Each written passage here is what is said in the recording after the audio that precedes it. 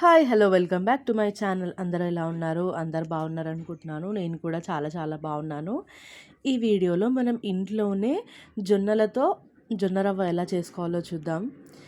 ఎలాంటి మిషన్ కానీ లేదంటే గిర్నీ అవసరం లేకుండా ఇంట్లోనే ఈజీగా ప్రిపేర్ చేసుకునేటట్టు నేను చూపిస్తున్నాను.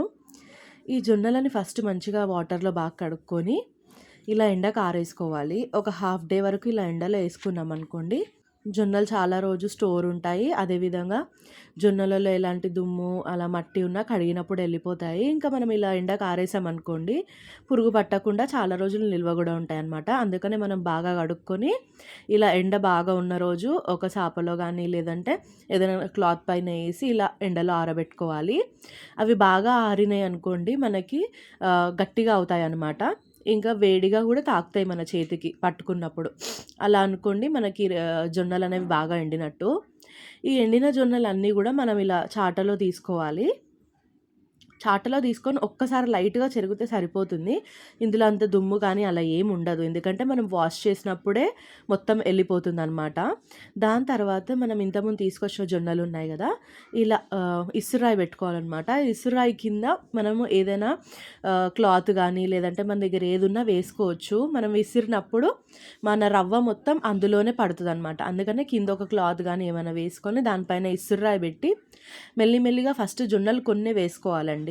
ఎందుకంటే ఫాస్ట్గా తిప్పితే మళ్ళీ పిండిలాగా అయిపోతుంది కాబట్టి స్లోగా తిప్పుకుంటూ స్లోగా మనం జొన్నలు వేసుకోవాలన్నమాట. అందులో ఇక్కడ మీరు వీడియోలో చూస్తున్నట్టు ఆగుకుంటూ కొంచెం కొంచెం జొన్నలు వేసుకుంటూ తిప్పుకున్నాం అనుకోండి, మనకి ఈజీగా రవ్వ అనేది కిందికి పడిపోతుంది.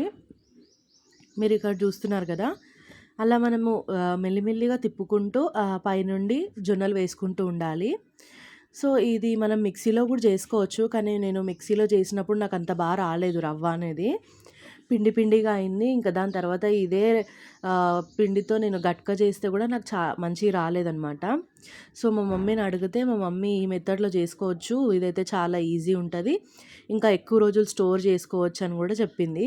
సో వై నాట్ ట్రై అని చెప్పేసి మేమైతే దీనిపైన చేసాము. అసలు రవ్వ అనేది చాలా పర్ఫెక్ట్గా వచ్చింది. మనం ఎంత గిర్నీలో కూడా పట్టించినా రాదు.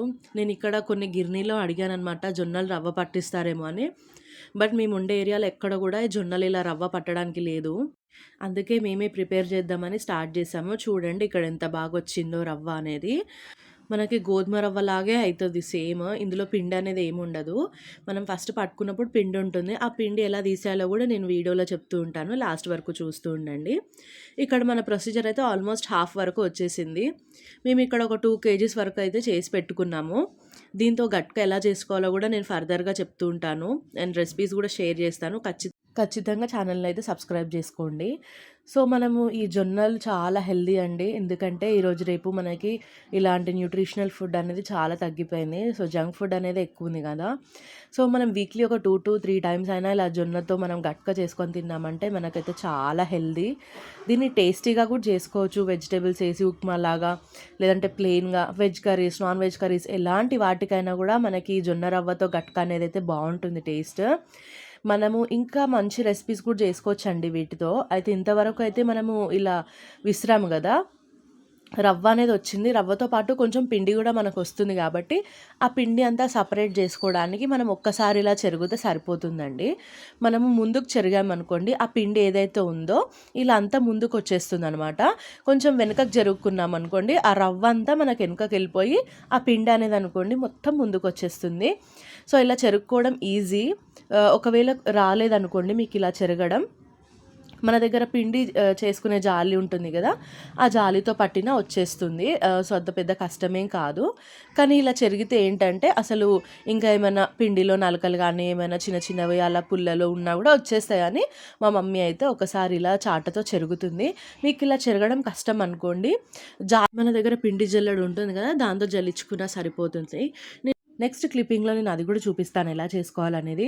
సో మనకి జొన్నల పైన కొంచెం పొట్టు లాంటిది ఉంటుంది కాబట్టి అదంతా పోవడానికి ఇలా చెరుగుతే సరిపోతుంది. ఇక్కడ మీరు వీడియోలో చూస్తున్నట్టయితే జొన్నల పైన ఉన్న పొట్టు ఇంకా పిండి అంతా కూడా ముందుకు వచ్చేసింది కాబట్టి మనకైతే రవ్వ రెడీగా ఉంది. ఒకవేళ మీకు ఇలా చెరగడం రాకపోయినా ప్రాబ్లం ఏం లేదండి. ఇక్కడ చూపిస్తున్నట్టు మనకి పిండి జాలి ఉంటుంది కదా, దాంట్లో మనం ఆ రవ్వ అంతా వేసుకొని ఇలా రౌండ్గా తిప్పామనుకోండి కిందంతా పొడి అంతా పడిపోతుంది అనమాట. ఏదైతే పిండిలాగా అయిందో ఆ పిండి అంతా పడిపోతుంది. ఇంకా ఆ జాలి పైన మనకి రవ్వ అనేది కరెక్ట్గా ఉంటుందన్నమాట. ఇంకా ఇదైతే చాలా ఈజీ, అందరి దగ్గర కూడా ఉంటుంది కాబట్టి ఈ మెథడ్ అయితే ఫాలో అయితే సరిపోతుంది. ఇక్కడ మీరు చూస్తున్నారు కదా ఎంత బాగా రవ్వ అయితే ప్రిపేర్ అయిపోయిందో. ఈ రవ్వతో మనం యమ్మీ అండ్ టేస్టీ డిషెస్ చేసుకోవచ్చు. వెరీ హెల్దీ, ఇంకా డైట్ చేసే వాళ్ళకైతే సూపర్ ఉంటుంది. ఖచ్చితంగా మీరు ట్రై చేయండి ఇది. ఒకవేళ మీకు ఇలా లేదు మాకు మిక్సీలో చేసి చూపియండి అంటే నేను అది కూడా ట్రై చేసి మీకు చూపిస్తాను. ఒక్కరోజు ఓపిక చేసుకొని ఇదంతా చేసుకున్నాం అనుకోండి చాలా డేస్ వరకు అయితే మనం ఈ రవ్వను వాడుకోవచ్చు. కొంచెం క్వాంటిటీ చేసినా కానీ చాలా ఎక్కువ డేస్ వస్తుంది. ఒక చిన్న టీ గ్లాసుడ్ ఒక్కసారి మనము గట్క చేసామనుకోండి అది ఇద్దరికి సరిపోతుంది, అంత క్వాంటిటీ అవుతుందన్నమాట. మీకు ఈ వీడియో నచ్చిందని అనుకుంటున్నాను. ఇలాంటి హెల్తీ రెసిపీస్ ఎవరికి నచ్చవండి. ఇక్కడైతే ఇంకా మొత్తం ప్రిపేర్ చేయడం అయితే అయిపోయింది. మేము ఒక 10-15 డేస్ వరకైతే మాకు ఈ రవ్వ అనేది వచ్చేస్తుంది గట్క చేసుకున్నామంటే.